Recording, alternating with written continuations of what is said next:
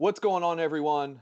BlueandGold.com recruiting insider Mike Singer, joined by former Notre Dame captain and linebacker Mike Goolsby.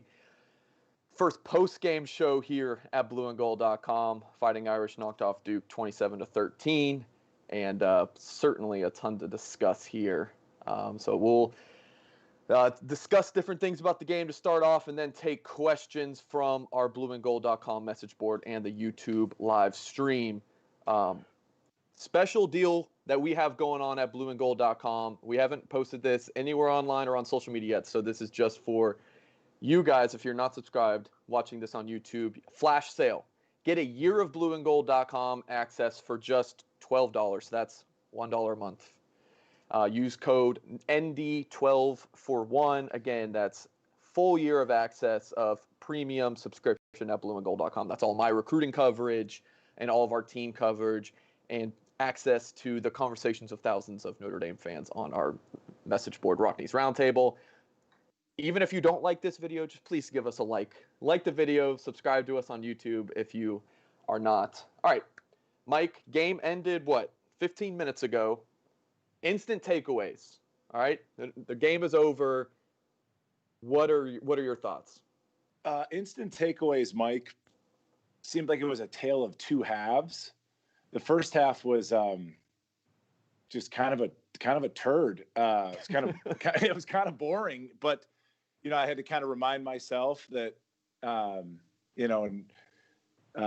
texting ex-football buddies throughout the course of the game and things, like, I think we all collectively were like, hey, it's a lot of this is to be expected, and Brian Kelly even touched on that in the little post-game on-field interview. That some of that was to be expected. It was just with everything going on, all of the disruptions. The first half was a little bit tough to watch. The second half, they looked okay.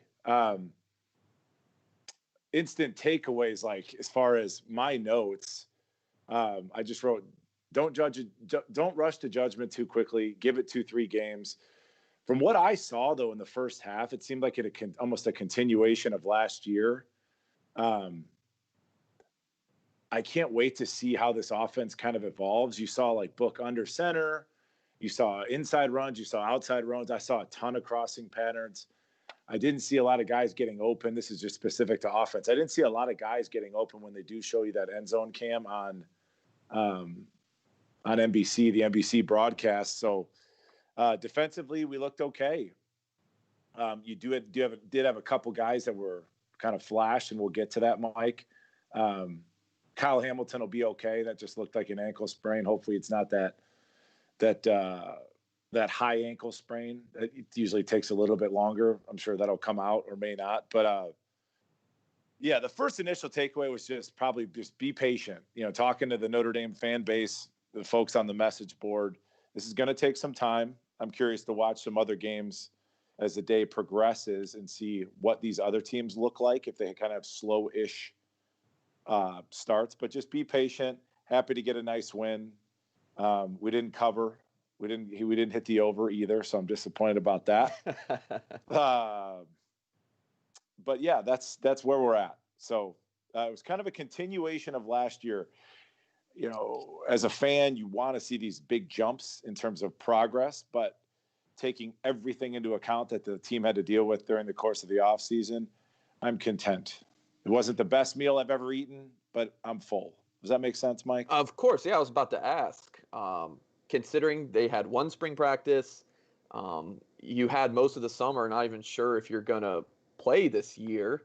And then there was, even during fall camp, there was a couple practices that Notre Dame had to cancel because of COVID-related reasons. So, I mean, all things considered, an improved Duke team and a crazy year, a 14-point win, is that all that bad, even though Notre Dame was favored by 3 touchdowns? Yeah, there's some things like specifically, and fans like to talk offense, right? So let's talk offense. But like, especially in the first half, it didn't seem like we were blocking the edges at all.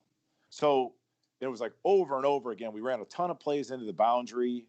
So it's like there's some aspects of the game plan or the execution or lack thereof on offense that seemed like it'd be an easy fix. like something to address. Like, okay, that's a problem going into week 2. We should be able to fix that. So that's exciting for me.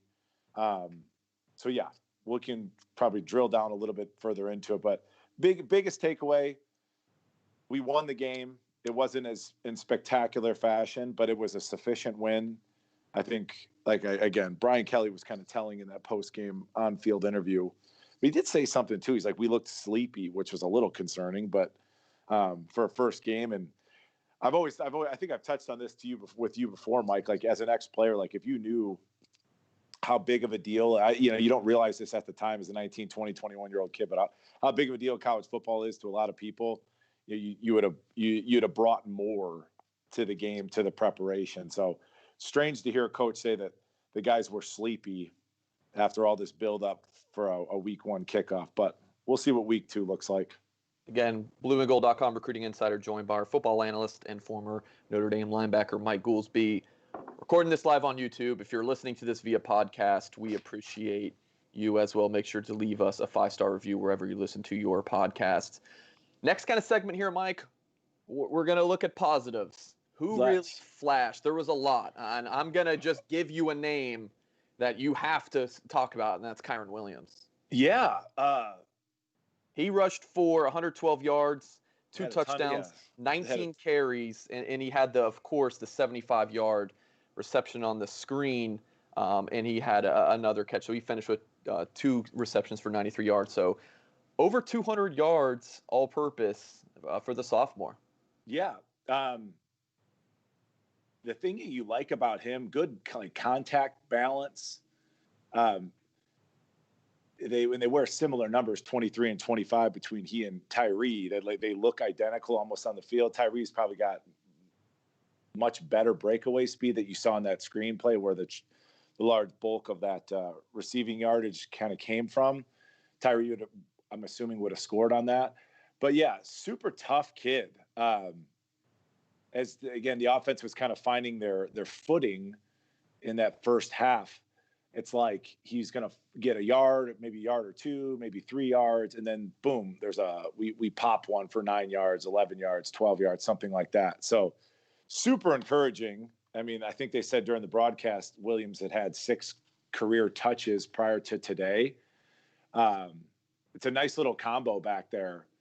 And then you bring big number 8 in. It's kind of a nice balance. I was interested to see, because we were just kind of oozing the first half, like just sort of falling forward. I'm like, I wondered if they weren't going to insert a bigger back just to try and plow forward and turn that 1 or 2 yard gain into like a 3 or 4 yard gain. But they stuck with them, which was exciting to see.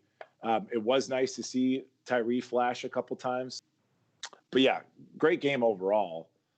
Super tough kid, easy kid to root for. I think the offensive line can clean up some things. They seemed a little bit porous at times, and create more defined running lanes for this kid. Nice little start. And just to know that you got a guy like Chris Tyree holstered as well. Yeah, that was exciting. Yeah, nice debut. 6 months ago, we're talking about Jafar Armstrong and this running back by committee, who really knows. And Kyren Williams was kind of one of those X-factor guys we weren't sure about, and here he is. I would say he has safely the job. But he looked hungry too, Mike. You know what I'm saying? Like even on that his first touchdown, like he's dead to rights in the backfield, manages to somehow keep his balance and fall forward. Like that's kind of what we've been looking for, man. Like sometimes you need to create your own yards, and he did that a couple times, and he did so as if he were 225 pounds, right? Like he's pushing through, and then there's the breakout kind of splash plays that he sprinkled in there as well. Other players that stand out, Mike, for you in that game? Yeah, so I love watching my linebackers, dude. You got Drew White in there, and then you've got Bo Bauer, and that'll be something interesting to see, because I think Bauer flashed a little bit more to me than Drew White. Drew White's second year, quote unquote, starter was kind of pedestrian to me. Like, and I know you and I have talked about this on previous pods. It's like, dude, you got to learn to shoot your freaking gun. Like when you see it, believe it, go. And I still just see that sort of tepidness that, as an established starter probably shouldn't have at this point in his development in his career. But yeah, Bo Bauer flashed for me. Foskey's a badass. That's just specifically to defense. I mean, even Heinisch, I mean, your interior guys showed up a little bit today too, which was always nice to see. It's always a pleasant surprise when you get a little bit of an interior push in a pass rush scenario from your inside guys that just watching football you're not accustomed to seeing. Offensively, obviously, your tailback had a fantastic game. And Mayer may be the guy, man. I know Tremble is kind of like the next in line for this, tight end ascension. But Mayer showed more to me than Tremble did today. Tremble dropped a couple balls. It's strange where sometimes they've got him lined up in that H-back kind of as a lead blocker versus being an inline blocker. You might see that kind of flip around, just put a bigger body in Mayer as actual fullback and put Tremble like away from the play. But yeah, Mayer really dude, that could have been Kmet. I mean, honestly, if you switch like the numbers, that was Cole Kmet out there, body type, etc. So yeah, those four guys specifically, and I'm curious to watch what happens with Bauer. There's a couple guys I watched on on the defensive side of the ball that seem like a bit of a liability at this point, but we'll have to stay tuned and see if it's just a one-game fluke. But we're keeping it positive today. Got Twitter pulled up on my phone. Brian Kelly tweeted out, first career start for us. Kyren Williams helped us get the edge over Duke with 112 yards rushing, 93 yards receiving, showed tons of grit out there. Is Kyren Williams your game ball, Mike? Oh, absolutely. Yeah, and grit's a great word there. I'm sure Brian Kelly's the one that actually made that tweet too. But, Williams, grit's a great word. Just a little bit of a fighter. Absolutely gets the game ball. Absolutely. Plenty of areas of improvement, I'm sure, Mike, considering, 3-touchdown favorite. The first half was sloppy. Notre Dame, I believe, had 7 yards in the first quarter. 7 yards. And, of course, they opened the game with 3 consecutive 3-and-outs. What are your biggest areas of improvement that Notre Dame needs to have going into the USF game next week? Yeah, on the offensive side of the ball, I touched on this earlier. It's like it's at times where like when we're two things, and this is going to be, I'm going to be all over the place here. And I told you I only had like 3 beers during the game, so don't blame it on my consumption. But I like Reese under center more. I just like Book under center. Sorry. But I like Book under center more in terms of like your inside zone plays. When he's standing in the gun, he's got his back offset. We're letting these guys come in off the edge and the play's dead before it gets started. That's something that needs to be cleaned up in terms of areas of improvement. We got to find a way to get the ball downfield and get people open. There's scramble plays where Book does his thing, kind of gets free, wiggles out of there. And you could see again on that end zone camera, once the receiver runs their primary route, let's say they're running a post just for the sake of the argument, they stop. They need to work more of that scramble drill where they come back to the ball and fight to get back open, like he may have had with a Claypool, like that kind of rapport. That's a big area of improvement. And there's a little bit of predictability in the first half, but you give Coach Reese a kind of a pass because this is his first game calling plays, but tons of crossing routes. And we're throwing it to, there's a first down play like in the fourth quarter where Tremble caught a pass on the line of scrimmage. So we're going to have to find a way to scheme people open deep and get these guys open deep. But that's the biggest area of improvement offensively for me. And then defensively, played an okay game. There's a couple instances, and we've seen this before, where balls are tipped up in the air. There was, I think, 3 of them today where just something fluky happens. The ball gets tipped in the air and it ends up on the ground. And I've been on a special defense before, like in 2002, we had a special defense. It just made some miraculous plays. But like that tip ball was at the very minimum a pick, and more often than not, it was a touchdown going the other way. So we would score points on defense. So it's like, you saw the play in the fourth quarter where the kid did the Charlie Brown pass and the ball just came out of his hands. And 91's like, oh, and then let me fall on this. So it's like they have to turn up that level of intensity on defense to be like, dude, the ball's in the ground. Like, go get it. Don't even he had to blink for a second and process before he fell on the ball. So I would like to see that intensity turn up. Some of those tip passes turn into turnovers, because that, to me, that's the most critical statistic in football, Mike, is that turnover margin. And we had an opportunity for at least 2 or 3 of those on the defensive side of the ball today that I'd like to see us convert going forward. Now, as we're recording this now, Brian Kelly is meeting with the media, and Bennett Skowronek, a guy I know you're high on, Mike, who left the game with a hamstring injury, Brian Kelly said is not severe. So that's certainly a good thing. Have not seen anything yet on Kyle Hamilton, which I know everyone has questions about. So considering it was, I believe, late in the second quarter until Notre Dame had a receiver who caught a pass. You had Joe Wilkins had a nice game, Mike. 4 catches for 44 yards. The tight ends, the running backs got involved. But, what was your evaluation of the receivers? We didn't see Braden Lenzy today. Another question I'm sure Brian Kelly's going to be asked about. That was kind of a really interesting storyline that people were asking me throughout the entire game. Where's Braden Lenzy? He was suited up, did not play, but Kevin Austin out, Bennett Skowronek out, Braden Lenzy didn't play. What was your thoughts on the wide receiver play? I was unimpressed. I mean, that's probably the word that comes to mind. I'm disappointed. It's probably too strong of a word, Mike. But yeah, they've got to be able to get open.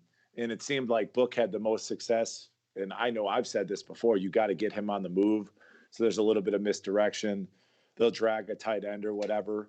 But it seems like at this juncture, we don't have somebody special outside like a Claypool type, which is being Captain Obvious over here. I think that Skowronek could kind of be that safety blanket for him. So that was tough to see him go out. But yeah, I wasn't blown away just yet. All right, we're going to go to questions from our Rockneys Roundtable message board as well as the YouTube comments. So make sure to keep these questions coming. First question, JJ Goodway via YouTube. How would you evaluate Book in the offensive line today?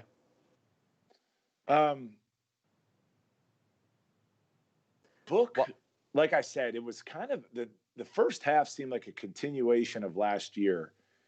And that, and I've said this before, Book, you're the man. You're a really good player. Calm the F down. Calm down. Settle your feet. Step into your throw. So in the first half, so many of his throws, he's fading away as he throws it. And if he's not fading away, sometimes he's putting too much juice or too much mustard on the ball. There was a little screenplay that he just put too much juice on the ball, and that would have been a beautiful play. It's so if I had to give him a letter grade, I'd give him maybe a B- Book today. The offensive line,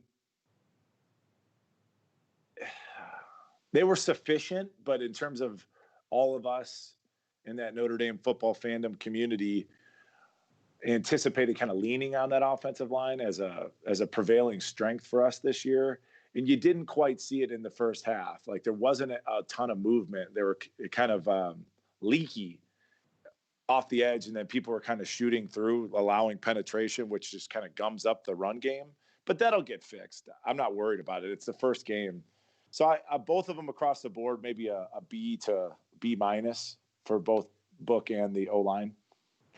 We have a question from the message board. Over Leveraged asks about the cornerback play. Chase Bryce, Duke's quarterback, threw for 259 yards on 20 of 37 completions, passer rating of 112.9. You had a couple interceptions dropped. Like you mentioned, some of those tip balls, DJ Brown, who filled in for Kyle Hamilton, dropped an interception. What was your take on the secondary, specifically the cornerbacks? So it was super obvious, Mike. They were going after McLeod. So that'll be interesting to see how he fights back from that. He had a couple nice plays. And I know we talked about this when he had signed or committed. Yep. And I was like, dude, he's like this close. He's always just a smidge late, just a hair late. And I saw a little bit of that today. He's better than that. And he's played way too much football in terms of being a quarter step behind on some of his coverage. It's such a lame answer, Mike, but just, we got to give it time to develop. I'd probably say a B- there. But if you pick off a couple balls now, we're talking A's. So, and then you're playing half the game without your best player in the secondary in terms of Hamilton as well. So you have to factor that in terms of getting people lined up. Sean Crawford looked good. Yeah. He looked really good, looked really natural back there, which is nice to see. Another question, SMCND. Thoughts on the play calling? What'd you think about Tommy Rees's official debut as Notre Dame's offense coordinator? There were some tendencies that he showed. A buddy of mine, Kruger, if he's listening, walk-on quarterback, for 4 years, a teammate of mine, he's like, he keeps running all these running plays into the boundary. So that'll be interesting. There was a ton of crossers in terms of the passing game. There wasn't much going on vertically. I think Book took one shot the entire game. Yeah, he took one shot, but hell, man, again, as fans, we don't know the full story because we don't get the coach's copy in terms of the film. Like, if you get that end zone copy, it shows you much more, and you could see the back half of the play where television broadcast doesn't show. But the couple of times that they did show that end zone copy, it didn't look like kids were getting open rather. So I don't blame Book a lot on that. It's his first game calling plays. He's a 28-year-old young man. There's a lot on his shoulders. So I do think that you go back and watch the tape and review and see what we come out with next week. It seemed like early on he was trying to hit the ball up inside, but then we weren't blocking the edges, so that got kind of collapsed. The screen game was really good today. But we're going to have to figure out a way to scheme people open. So, like, our chunk plays today, Mike, came from the backfield. So we need to create a little bit more balance in terms of being able to push the ball downfield and get people open. Another question, Rockney1988 from our blueandgold.com message board. Again, use promo code ND12 for one. This is a exclusive flash sale for our YouTube audience here or our podcast audience. ND12 for one, that's your promo code, gives you a year of blueandgold.com premium access for just $12. What a thoughtful, economical Christmas present. It's right around the corner. There you go. $12 for a year-long gift? Come on. A question from Rockney1988. Mike, they say the best improvement is from week 1 to week 2. Do you think we'll see a big improvement next week against USF at home, especially on the offensive side of the ball and the O-line in particular? Yeah, absolutely. I would expect to see a little bit. A team like that's going to be super aggressive, going to be geeked up. They're going to come downhill. So, again, offensively speaking, you're going to see quite a bit of, I would assume, misdirection to take advantage of that aggressiveness. But, yeah, you got to clean things up. I mean, what all these kids have been through, all the uncertainty, it just, to get their feet underneath them, get their feet wet, get their bearings, you should see a big jump between week 1 and week 2. And USF's going to have some athletes. They're going to have secondary. They're going to have pass rushers. So that'll be curious to see how you counteract that. I would imagine, if I'm just had my little crystal ball here, you're probably going to see more of that inside run game. Teams like that tend to be more speed as opposed to being more speed and less stout, if that makes any sense. So I would expect us to run the ball with a pretty good deal of success next week. Hopefully, fingers crossed. Stellar question here from SJB75. Should Michael Mayer be starting? I mean, it's just 1 week. It's one game, Mike. What do you think?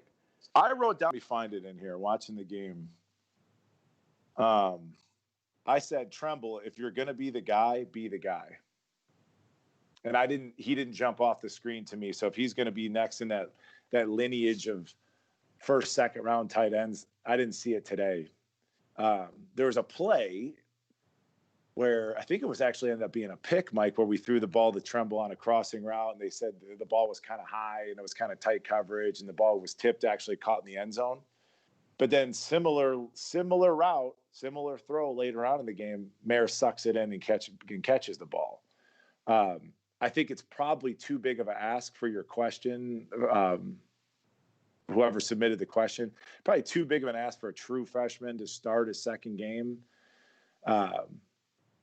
But ability-wise, I think it's highly probable that we might see that in the future. Mayer's more of like what we've come to expect and of these highly touted drafted tight ends, like body type wise, he's just it. Whereas Tremble's kind of still that sort of tweener guy. He's not as tall as Mayer. He's not as big as Mayer.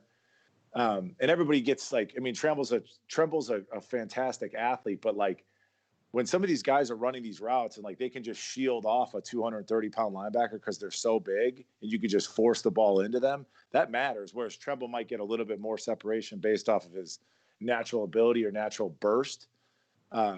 But yeah, that'll be an exciting. I think like in terms of position battles, I think that'll be interesting. I think how you're going to sprinkle in Tyree a little bit more. They pulled him after we gave up a sack, I think, on the second series, and the guy came off the edge, and it looked like Tyree might have missed him. I don't know the responsibilities. I'm not in their playbook, but it was pretty indicative that maybe he did miss an assignment because he didn't play again until much later in the game outside of kick return duties. But they trusted him enough. They trusted Tyree enough to put him in on pass protection. So he must have done fairly well. But that'll be an interesting competition. And I think that Bo Bauer, Drew White, will be interesting to see how that plays out. Bauer seems to play like just a little bit more reckless, but in a good way, and a little bit more confident than I've seen from Drew White. He's longer too. Seems like a bigger dude. Brian Kelly said on the radio earlier that Kyle Hamilton is banged up but fine and could have returned. So that's a huge sigh of relief. And apparently, Braden Lindsey was available to play but did not. So that's an interesting development there from the speedster from Oregon. A little bit of a different question, Mike. Different kind of question. Tony Dungy in the booth. What did you think about Dungy and Tirico in that combo? Well, Tirico is exceptional. I mean, he's exceptional. Dungy's fine. He's never been a super. He's not Doug Flutie, right? He's not a Boston College quarterback. Yeah, he's just not. I mean, I don't think dynamic would be in the top 100 lists of words I would use to describe Tony Dungy. But you got to respect the guy's football acumen. It could be worse. It was fine. But yeah, Tirico's remarkable. He really is. Yeah. Question here from YouTube. Jack Foot asks, should the offense rely more on two tight end sets going forward? And should they run under center more? Yes to the second question. I think I touched on that earlier. It just seems more natural. Like, again, if you're going to run these single back zone plays, inside zone, outside zone, if I'm a running back, I'd rather have 7 yards of perspective and a few yards of build-up speed versus you're running that decide play or that quarterback read play, and then you're sort of like 1 foot in, 1 foot out as you're trying to find your gap. I think Tyree can do that because he's got that start-stop ability like now. But most backs, put him 7 yards back, and that helps your play-action game too. It's just more impactful because play-action for listeners, as a linebacker, you're trying to suck me in, right, on that play-action. And I don't get quite the same sense of urgency as a linebacker if the quarterback's in shotgun as I do versus that running back coming now. I have to step up more. Maybe I gain 3 yards of I come 3 yards closer to the line of scrimmage if the quarterback's under center and that running back set deep versus him being in a shotgun. So yes, on the quarterback under center, multiple tight ends until, like I said, until we can find somebody special outside to get open and win some of those football type plays, yeah, I think you're going to see multiple tight end sets, and I think that's probably going to be a big foundation of the offense. I mean, the question there was, should they do more? I mean, can you? I feel like Notre Dame runs a ton. There's like 3-4 tight ends in there sometimes. Yeah. But Brock Wright played a good bit.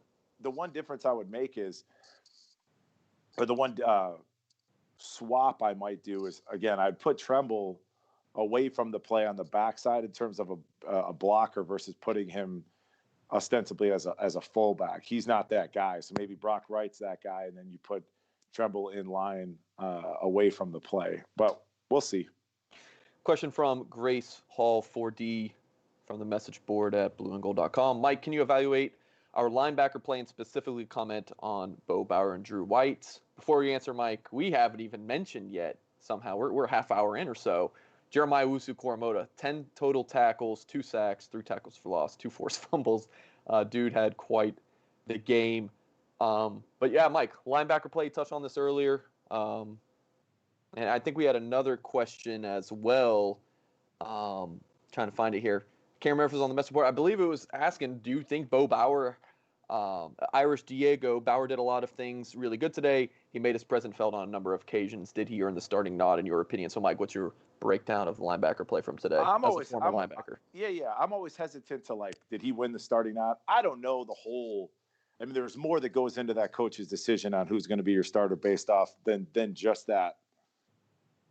Just the game. I'm not there in practice. I'm not there in the meeting rooms, right? So, but Bauer, to me, I mean, that's football, dude. Like, you look at, like, your middle linebacker, and your middle linebacker should be a badass. Like, he should be. And I don't get that vibe from Drew White. I just don't. He's, like, kind of skittish. It's like, no, dude, run in there. Like, Bauer made a great play, tackle for loss, like, seen it, believed it, hit it. In pass coverage, though, it's the stuff you teach high school kids. Like, you read the pass, like, turn your damn head around and find a receiver, where too often they're just staring at the quarterback and there's things going on behind them, crossers and such. It's like, you know, it's a pass. Now get your head around and find a crosser, find something to work with. But yeah, Koramoah you can see it. I mean, the dude just he's just zips around, covers a ton of ground. He's super electric. He's very like definitive in his movements. Like, when he makes when he's coming on a blitz, like, it's just, I explain to kids that I train, Mike, like, the analogy I use is like, you know, drawing like a little lightning bolt, like everything's angles and tight lines and versus like a wet noodle.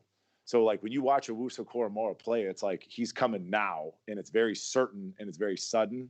So you can see why he gets the publicity and his draft stock is where it is. So, I want to see Bauer. I want to see a little bit more Bauer. I do. And then the other guys were just kind of some ooze. They're just kind of out there. Moala was out there for a couple plays and looked like a little bit of a liability on 2 consecutive plays, if I'm honest. But it's still early. For our live audience, please continue to send in your questions. We'll keep going here for a little bit longer. So send in your questions via YouTube, or if you're watching via our message board, please submit your questions as well. Back to Koramoah, Mike. There was an instance it was like 3rd and long, and I mean, technically the rover position is a linebacker, right? I mean, it's a hybrid defensive back linebacker position, but I mean, technically we refer to it as a linebacker spot. It's 3rd and 10, and you have Jeremiah Owusu-Koramoah lined up over the slot receiver, pretty much on an island out there. How impressive is it that with a guy his size, that in passing situations, they don't have to take him off the field and throw in another safety or a nickel guy? They can just leave him out there. Well, he's not the biggest dude in the world. So at his size, he's not the biggest dude in the world. But the know-how is more impressive to me, because there was a couple situations where they threw at him and he had a breakup, which potentially could have been a pass interference if we're all being honest about it. He was there a smidge late, or a smidge early rather. But he knew the down and distance. Like, he was just at the marker. He was playing smart football. So you take his athleticism and then you couple that with some situational awareness, which coaches can't get enough of. And it was like, I think it was maybe it was a 3rd and 7 or something like that. And he's lined up 5 yards off the ball. And so often you see kids continue to drop and then you just give up an 8-yard stop route, and he didn't do that. So he's an exceptional player. Doesn't strike me as like a super vocal guy, but that'd probably be the next step in his evolution, is to bring some of these guys and bring the defense along with him, like match my energy out here. Another question about the offensive line from Irish John 68. Not even a question, he just made a statement, but we'll have you comment on it, Mike. Offensive line did not have any penalties. This is a unit that had plenty of false starts last year. And I'm going to take his word for it because I don't have those stats pulled up in front of me. But he says no holding or false starts, Mike. What was your thought about the offensive line play today? To be expected. And so kudos to them, and they're going up against a couple talented edge rushers. Eichenberg had his hands full all day. Not to say that he did a poor job, but that's what you expect. I mean, everybody needs a place to stand. Shit. Sometimes in life, like, you just need a place to stand. And if our offensive line can give us that place to stand, you've got a shot. So, and believe in that, trust in that. Like, those are, you're fine. Chill out, settle your feet down, step up and throw the ball. So it's like, you've got the best offensive line arguably in the country. Act like it. Rob M asks from YouTube, I felt it was really interesting that they attacked Nick McLeod. Do you like the change to more man-to-man coverage? That's a philosophical thing. Like Coach Dungy would probably tell you, he's a big zone guy with that Tampa 2 scheme. So there's two trains of thought, and sorry if I'm being obvious here to the listeners, subscribers, but like zone, you're doing that. It's kind of a bend, don't break philosophy, and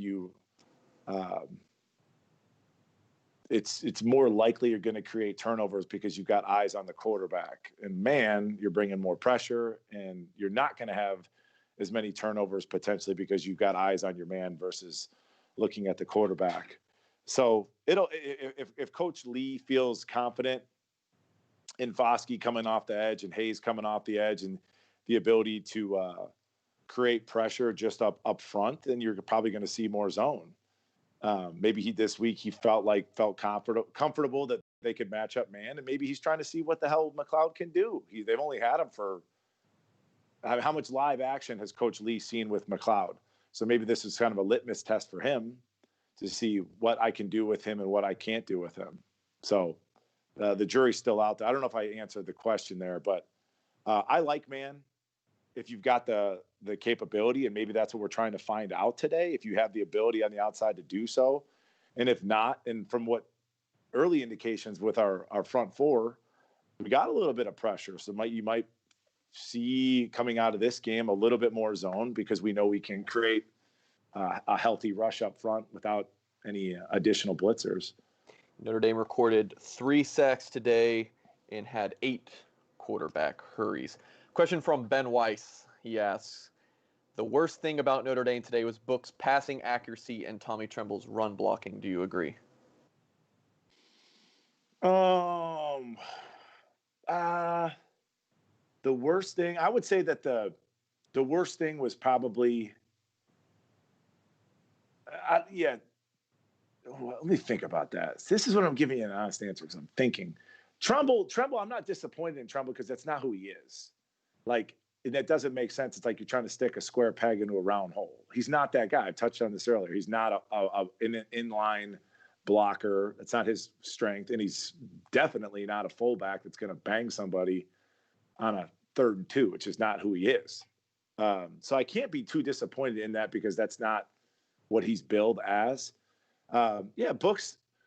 Book's inaccuracy at times is disappointing, because it's like I said, man, it's a continuation of what he was doing last year.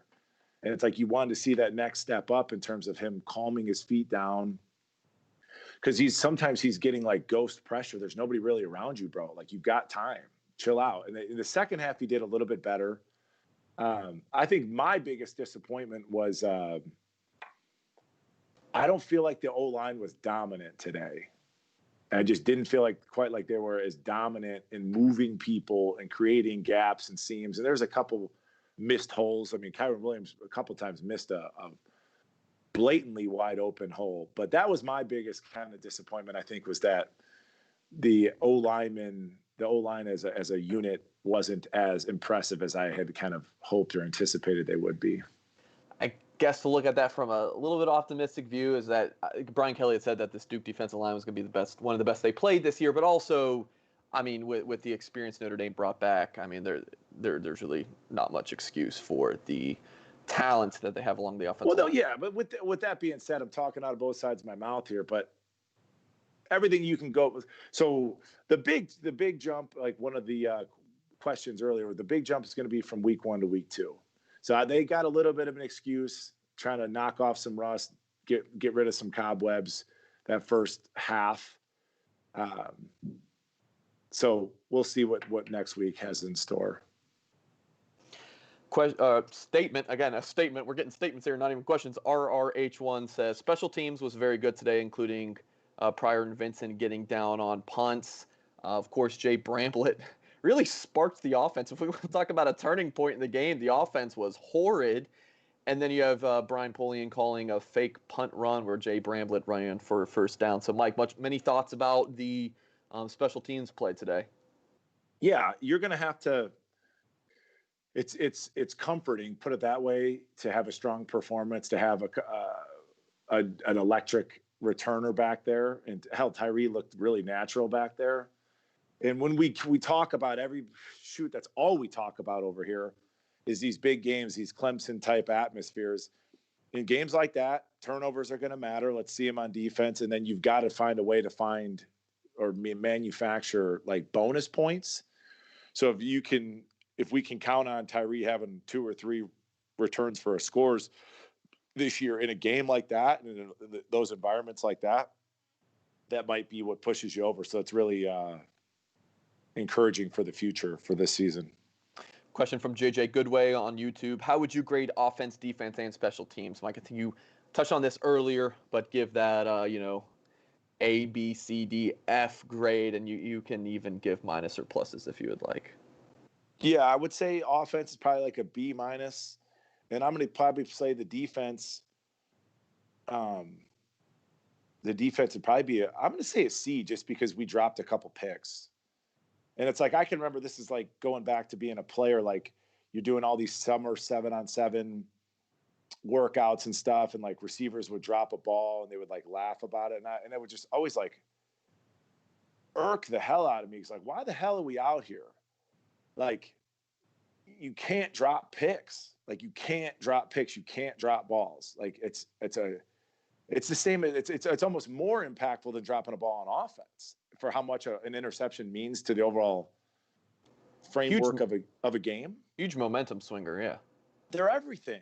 So I give the defense a C just because of that. It's missed opportunities to put stats up and make a name for yourself. So just to get dialed in a little bit more. And again, that fumble in the fourth quarter on that Charlie Brown passing play that their quarterback left the ball on the ground. It's like it took our defensive lineman a half a count to realize that was a live ball, and you got to clean that shit up. Like, that's inexcusable. Like, get on the damn ball, man. You know? Nick Davis asked, and we touched on this a little bit earlier, Mike, should Notre Dame be an under center offense? They consistently move the ball better under center. I mean, we're just looking at one game to assess that, but you don't see many guys, right behind center anymore at quarterback. I mean, this is a spread game in modern college football, but do you think that they should become more? Yeah, but if we're not going to throw the ball around the yard, so what was Book's total yardage, Michael, as far as 19 for 31, 263 yards, touchdown and a pick. Those were Book stats today.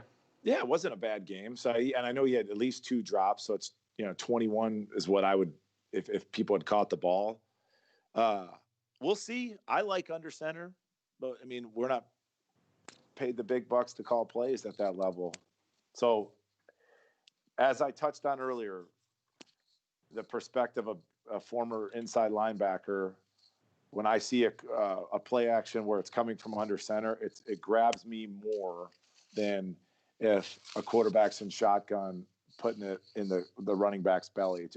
I'm probably going to just tap my feet. I can picture myself playing it. I'm just going to pat my feet while he's in shotgun. But if it's under center, it seems like it's coming at you now, and you have to come up. So it's more effective under center from asking a washed up linebacker. That's my 2 cents. Yeah, my last question for you, Mike, before we sign off. I mean, you take a step back, look at the whole big picture of this game.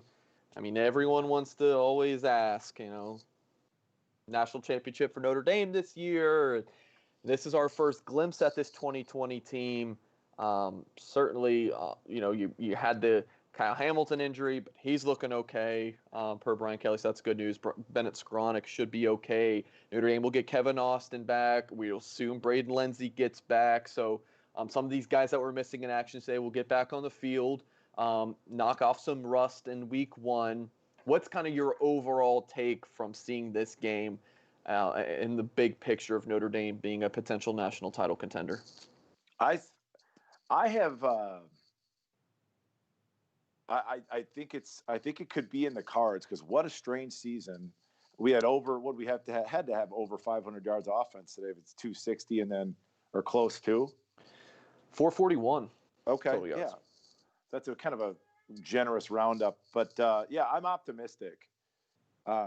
So we weren't blown away by the offensive line play, and yet we still had a 100-yard rusher. We weren't blown away by Book's accuracy, ability of receivers to get themselves open, and we still threw for 260 and kind of had a fluky interception. Defense didn't capitalize on 2 or 3 drop picks. So I'm optimistic. And again, every team is going to go through the same kind of, what's the word, Mike? Like trying to get back into the groove of things, because their schedules and football players, we love to have a schedule. We love to have a routine.